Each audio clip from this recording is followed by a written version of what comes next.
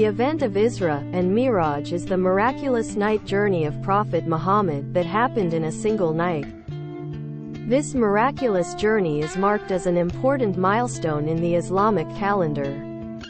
The journey of Al-Isra and Al-Miraj consists of the journey from Makkah to Baytul Maqdis, Jerusalem, which is known as Al-Isra, and the ascension from Baytul Maqdis to the heavens, known as Al-Miraj. This miraculous journey is believed to be both a physical and spiritual journey that Rasulullah had experienced, and was unimaginable during his time. While there is no unanimous agreement by scholars and Muslim historians on the exact date that this event had taken place, it is widely believed that this event had taken place on 27 Rajab, just over a year before the emigration of Prophet Muhammad S.A.W. to Medina. Isra and Miraj hold great significance in the lives of the believers. At that time, it served as a sign of the greatness of Allah and His Majesty. It was known to be a miraculous event as it also ascertained the prophethood of Rasulullah beyond human comprehension. It was a period where the journey from Makkah to Jerusalem would usually take months to complete. In fact, no other man was proven to have gone far and beyond the known universe. For Rasulullah to travel from Makkah to Jerusalem in one night into the heavens, and then return within a single night was beyond the human comprehension. It was, therefore, a test of faith for the followers of Rasulullah, and a display of Allah's power and His grandeur. Allah explained this journey in the following Quranic verse.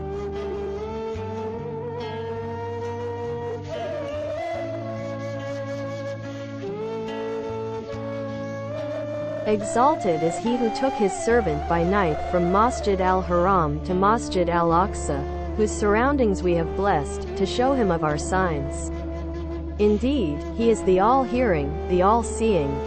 It is important to understand the circumstances and background that led to Isra and Miraj. The episode occurred at a time when Prophet Muhammad was faced with trials and tribulations. His emotions were tested with the passing of two of the most beloved people in his life. It was the year known as al-Huzn, or the year of sorrow. His uncle, Abu Talib, who was his ardent supporter and guardian when he was young, had passed on. His beloved wife, Khadijah, who was the pillar of his life, the comfort of his eyes and heart, had also departed that same year. Prophet Muhammad continued to serve God through serving humanity and persevered in delivering the message of truth. Rejected by the Quraysh tribe, Rasulullah went outside Makkah to the city of Taif with a deep hope that the people there would be more open to listen and welcome his message. However, he was not only rejected by the people of Taif, but he was also humiliated and attacked. Stones were thrown at him that led him to be injured. Physically hurt and emotionally rejected, an angel was sent to Rasulullah asking him if he would want the people of Taif to be destroyed for their violent acts against the Prophet. As a prophet of mercy and love, Rasulullah forgave them. He prayed not only for them but for the future generations of Taif to be among those who will accept his message and be among the believers.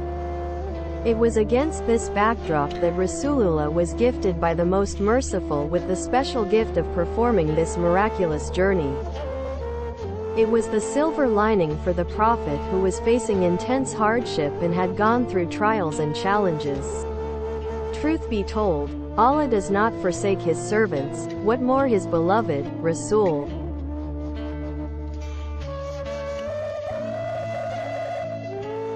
The night journey and ascension narrative begin with Prophet Muhammad traveling with the angel Jibril on a heavenly creation called Barak to the farthest mosque, Masjid al-Aqsa, in Jerusalem. The Barak is one of the animals of paradise and is described as a white creature that is larger than a donkey but smaller than a mule. Who would place its hoof, step, a distance equal to the range of his vision? Sahih al-Bukhari. In other words, the speed that it can travel transcends the known limitations, even today.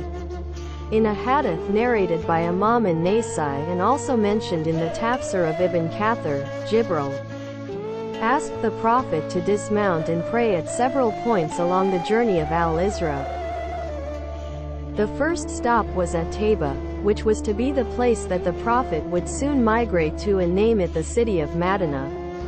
Next, was at Mount Sinai, where Prophet Musa received the revelation of the Torah from Allah. And finally at Bethlehem, the place where Prophet Isa was born. Upon reaching Masjid al-Aqsa, Prophet Muhammad led all of the earlier prophets in prayer. Mosque al-Aqsa holds immense significance in Islam as it was the first Qibla for Muslims and the third holiest site in Islam.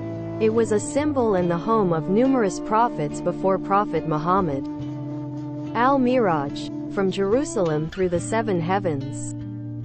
The second part of the journey brings Prophet Muhammad's ascension to the heavens with Jibril during the ascension. He met and exchanged greetings of peace with many other prophets before him in various heavenly spheres.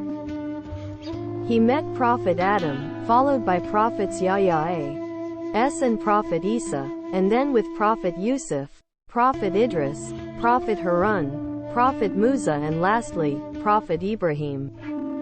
When he finally reached the highest level in the heavens, he was brought into the divine presence of the Almighty Allah, alone at Sidratul Muntaha, a boundary beyond which none may pass.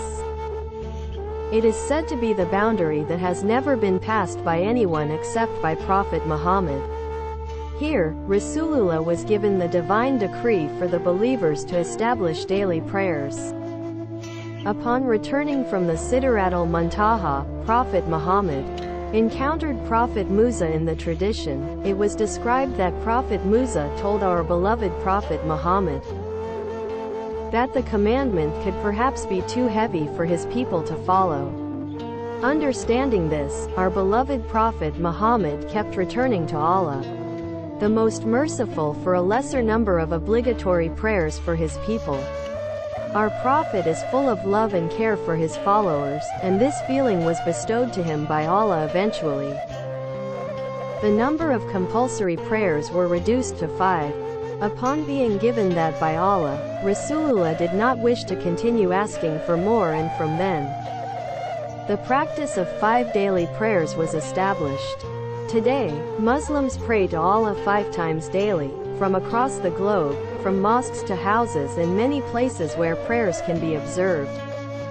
After all, for Muslims, the earth is where we prostrate, and whenever we prostrate, that is the mosque for us. Returning home from the 7 heavens to Makkah.